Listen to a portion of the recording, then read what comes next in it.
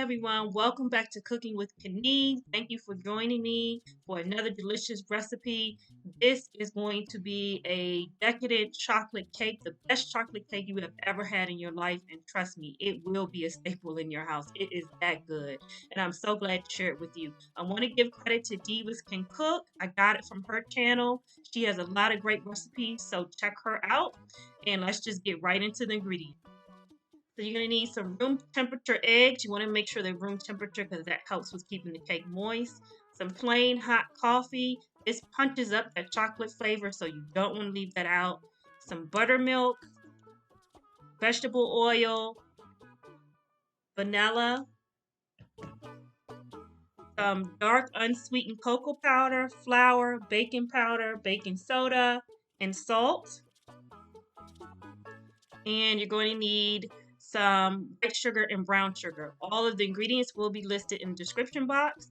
And this is a 3-layer cake, so you want 3 9-inch cake pans, buttered and floured. The ingredients you will need for the most delicious chocolate buttercream icing I have ever had is you're going to need some butter, you're going to need some powdered sugar, dark unsweetened cocoa powder, some vanilla, heavy whipping cream, and you also want to add a little bit of salt as well.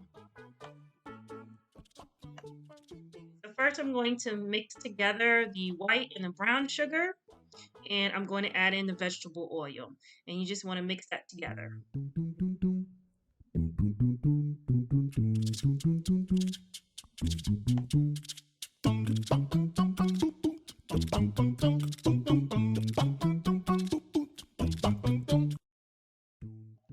Now I'm adding the eggs. You want to add them one at a time and mix well in between each egg.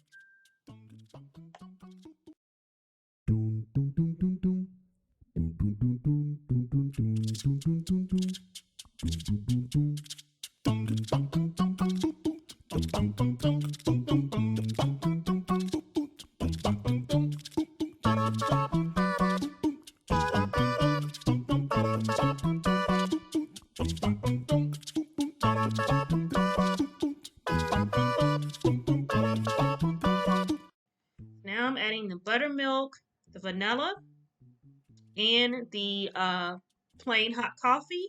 And I'm just going to mix that well. And this is your wet ingredients. And next we're going to add in the dry ingredients. Now I'm adding in the dry ingredients, which is the unsweetened dark cocoa powder, the flour, baking powder, the baking soda, and the salt. And I'm just going to do it in a couple of stages just so it doesn't splatter everywhere. So add it a little bit here, and then I'll add the rest in now and mix that really well. You don't want to over mix it, but you just want to mix it until all of the dry ingredients are incorporated into the wet.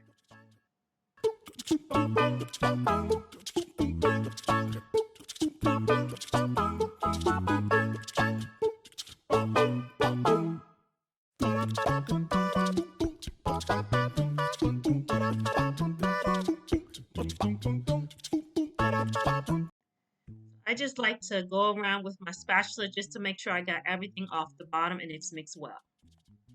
Make sure that I get even layers. I like to add my batter in at 1 cup per pan, and I just keep doing that until all the batter is gone. And that really helps me make sure that I get them as even as possible. So I recommend doing that tip if you have any concern about your layers not being even. And as you can see, the batter is not a real thick batter. It's pretty much on the liquidy side. But I just think that's what makes it be such a moist, decadent chocolate cake. Again, I can't stress enough how good this cake is. So I do hope you make it and check it out for yourself. So I did that. Looks like it's about 2 cups, 3 cups each pan. And then I had a little bit of leftover batter, and I just evenly put that little bit of batter in each pan. And it did give me pretty much even layers. Now the cakes are ready to go into a 325-degree oven for about 25 to 35 minutes. Start checking them for doneness at 25 minutes. So these are the cakes hot and fresh out of the oven. They are so dark and decadent looking. I knew that it was going to be a winner. So I just let them sit in the pan for about 10 to 15 minutes before I remove them onto a cooling rack. Now here I'm making the chocolate buttercream icing. I am just adding in the softened butter to the powdered sugar. Now I am using my hand mixer, which admittedly is not the most powerful hand mixer. I know they have some that are very powerful, and this one is not. So next time I make this, I would definitely use my stand mixer, my KitchenAid stand mixer. But if you have a more powerful one, I'm sure it would work. But it was a little bit of a struggle.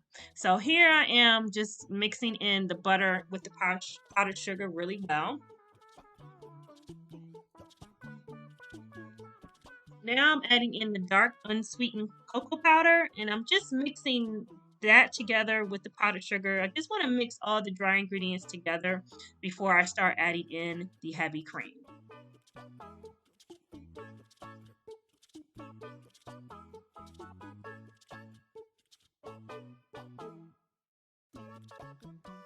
So now I'm adding the heavy cream.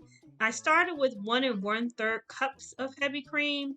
However, I did decide that I wanted to add more because it was a little on the thick side for me, and I like a thicker, creamier texture. So I added almost 2 cups of heavy cream. But you gauge what you want to add. If you like a firmer frosting, then of course you would add less than I did. So I just added more as I went along until I got the right texture that I wanted.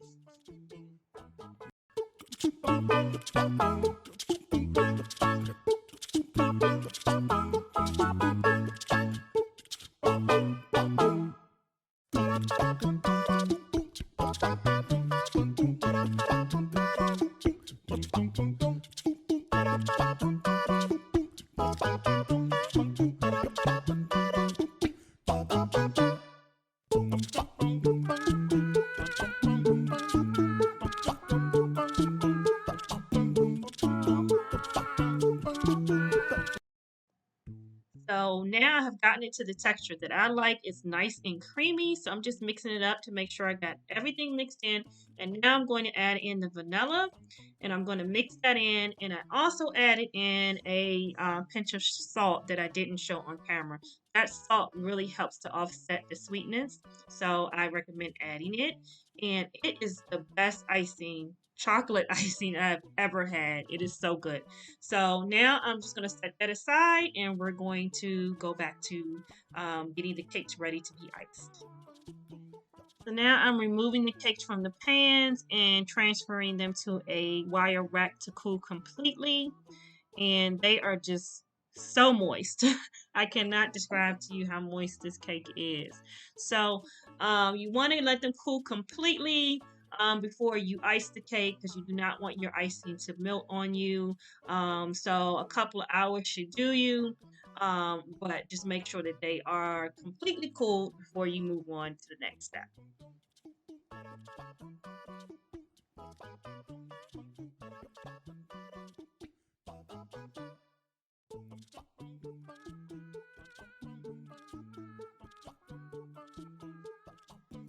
Okay, so let's ice the cake. Now I am using a cake board here. You can use whatever you want to use, a cake plate, but I recommend putting a little bit of icing down so that it will help your cake from shifting around while you're trying to ice it. Now this is a very big cake. It is a 3 layer cake, and I was surprised at how big it actually was. And it was perfect because I did take it to a small gathering. But if you making this at home and it's not, you don't have a lot of people that will be eating it, I do recommend considering halving the recipe. I think I will do that next time. I might just cut the recipe in half and do maybe a 2 layer cake. But anyway, I am now going to ice each layer. Now, one thing that I did kind of regret not doing is that I should have cut off the top, a small portion of the top layer, just where it was domed at. That would have made the cake layers flatter in between and it would have made it easier to ice. So just take that into account that you're probably going to have a little dome on the top of your cake. And you can just cut that off with a serrated knife just to make a flatter top surface. They also have these cake strips that you can put around your pan to help prevent that dome, that you can use as well. And I have used those in the past, and they do work really, really well. But any event, this cake was so delicious that nobody cared. It was not maybe completely level or the easy to ice because they did not see that part. So anyway, so you want to put some icing in between each layer and build the 3 layers, and then you'll be ready to ice the outside of the cake.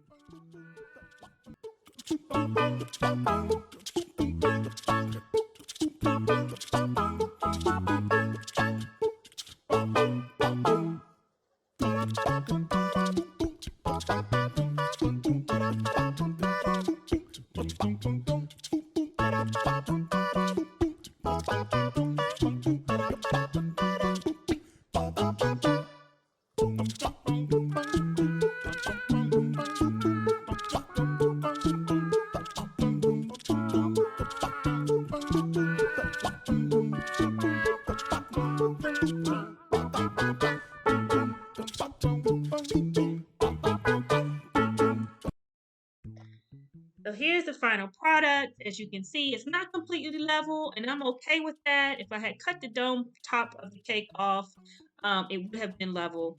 But this is a homemade cake, and all that mattered was how it tasted. I do recommend, if it's summertime or it's hot in your house, that you do keep it in the refrigerator because you don't want your icing to get too soft on you. So I did take it to my aunt's house for a small gathering, and we were so excited to cut into this cake. This cake was so good that I have family members requesting it for their birthday, and their birthday is months away. So that tells you how good it is. It is an absolutely decadent chocolate cake. That's the best word I can use to describe it. And as you can see here, it is just so dark chocolate. I mean, it is so delicious. And on top of the rich chocolate flavor, it is a very moist cake. And as you can see here, it is how moist it is. And I'm just demonstrating with my spoon here. It's just so moist. So thanks for watching. I do hope that you make it. And if you do make it, leave a comment below and let me know what you thought about it. Please consider subscribing if you're not subscribed to my channel, and click that notification bell so you'll be notified when I post new videos. So thanks again. Happy cooking, and until next time.